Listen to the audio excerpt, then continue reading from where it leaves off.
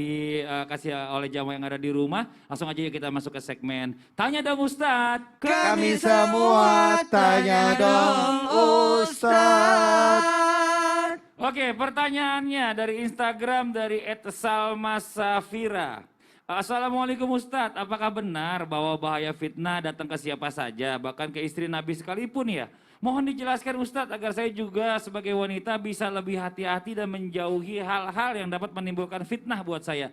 Terima kasih. Ustadz Syah mohon izin dijawab. Iya siap. Tabi guru-guruku Abis Ustaz Maulana, Mas Fadli serta guru-guru kami yang Allah Subhanahu wa taala. Mungkin kita sudah pernah mendengar kisah di mana istri tercinta daripada baginda Nabi sallallahu alaihi wasallam Ibunda Aisyah radhiyallahu taala anha wardaha yang begitu suci, begitu terhormat, begitu mulia, ternyata masih juga terkena fitnah di mana mereka sangat berburuk sangka pada saat itu dan menyebarkan berita bohong tentang Ibunda Aisyah radhiyallahu taala anha wardaha yang ketinggalan rombongan ketika kalung kesayangannya terjatuh dan dituduh yakni berselingkuh. Namun naudzubillahi min dzalik, ini adalah fitnah yang sangat keji, bahkan diabadikan di dalam Al-Qur'an. Kalau orang sebaik Ibunda Aisyah saja, orang yang berakhlak seperti Ibunda Aisyah saja masih terkena fitnah, apatah lagi kita yang masih dalam tahap mungkin memang punya keburukan. Maka kalau dikatakan apa yang harus dilakukan agar tidak terkena fitnah, yang paling utama tadi diajarkan oleh guru kita Habib, bahwasanya senantiasa berdoa memohon kepada Allah agar terhindar daripada hal tersebut. Rabbana la taj'alna fitnatan lil qaumidz zalimin.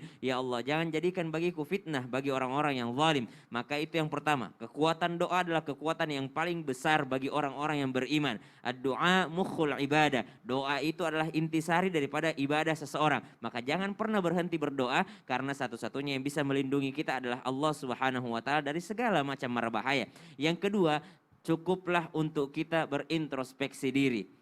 Ya, walaupun tidak bisa kita mengambil hati semua orang, tapi cukuplah bagi kita berintrospeksi diri. Tidak mungkin juga ada orang yang sengaja menjatuhkan kita atau menjelek-jelekkan kita kalau mungkin kita tidak punya kekurangan juga. Maka kita pasti punya kekurangan. Kita berusaha untuk memperbaiki kekurangan tersebut, bukan fokus kepada fitnah orang lain kepada kita, tapi kita fokus kenapa ya kok bisa dia memfitnah saya? Mungkin saya kurang berbagi dengannya, mungkin saya kurang bersedekah dengannya. Kemudian yang ketiga, bagi para wanita tanpa bermaksud menggurui ataupun mengajari atau merendahkan para wanita, maka taatilah aturan agama untuk senantiasa menutup aurat, untuk senantiasa memakai pakaian kemuliaan, untuk senantiasa menutup aib kita. Bagaimana orang tidak memfitnah kita kalau misalnya pulangnya jam 2 malam, walaupun pekerjaannya mungkin memang mengharuskan dia pulangnya jam 2 malam, namun ternyata kita harus mengklarifikasi hal-hal yang demikian, karena mungkin orang masih berpikir, itu anak gadis kok pulangnya jam segini. Mungkin saja demikian, maka mestinya senang-senanglah untuk berbagi kepada tetangga. Maafin ya pulang malam soalnya kerjanya sampai malam nih, ada hadiah nih, ini ada kue nih, ini ada makanan nih, bisa dibagi-bagi kepada